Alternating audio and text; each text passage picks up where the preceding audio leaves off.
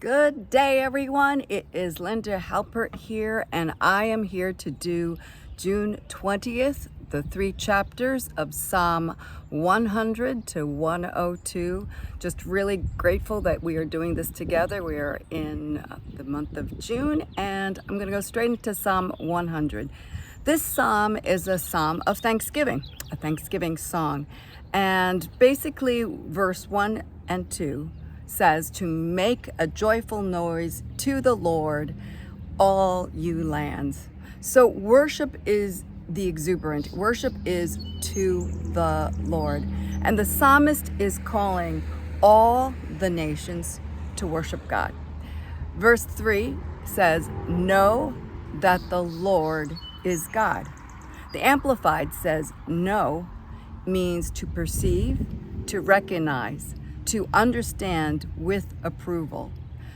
Know is a verb, to know by experiencing Him. And what a great way to experience God, by worshiping with thankful hearts. Verse 4 through 5 is to be thankful. What distinguishes us as believers is to know our God, His goodness, His mercy, His loving kindness, His faithfulness, and the truth. And there is a heart of thanksgiving that is directed when we worship the Lord. This is a beautiful psalm. Psalm 101 is about faithfulness. And this psalm was written by David, and it implies someone in leadership. We think it was written by David, and in particular why we believe it's someone in worship, because verse 6b talks about that he shall serve me. So we go into this psalm, Psalm 101. The first verses of 1 and 2 talks about the loyalty to God. Verses 3 through 5 is to be devoted with cleanliness and purity. And verse 6 through 8 is the faithfulness to serve God and His people.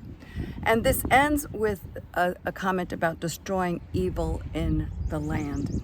This psalm started with the word, I will sing of mercy and justice.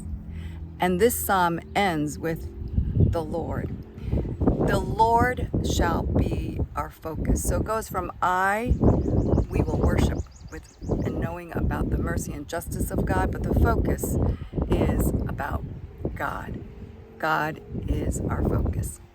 Lastly, the Psalm 102 is about a prayer in suffering and looking towards God's ways and His love. So the overview is that this psalm is a two-part psalm. It talks about first the circumstances, and then it ends with the covenant of God.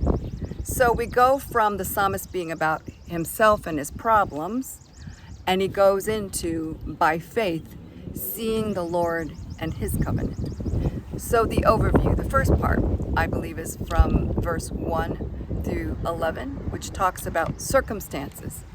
We can all relate to this because we go through various circumstances. So verse 1 through 2, hear my prayers, O Lord. So we go to God first with our request.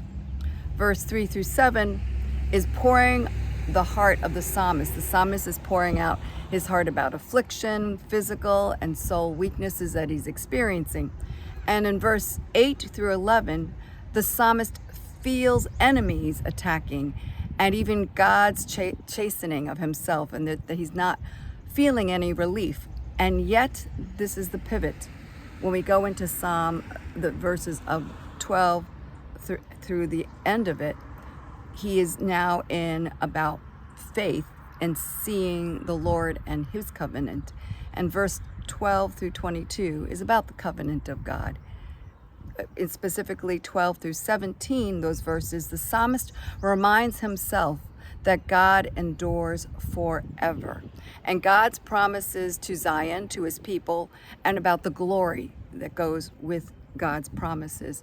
The verses of 18 through 23, the psalmist starts to get a heavenly perspective. And verses 23 to 28, the psalmist knows it's not about him, but about God and the promises and the legacy and the inheritance that he has, and we are part of that inheritance. The highlight that I love of this psalm is the last verse, 28. It says, "The children of your servants will continue, and their descendants will be established before you." What a wonderful psalm to end, that we are his inheritance and that we can call out our children and our children's to proclaim as we live out our walk with Jesus, to show the light to our children and their children's children and to whoever would hear and see that the Lord is good. Bye for now.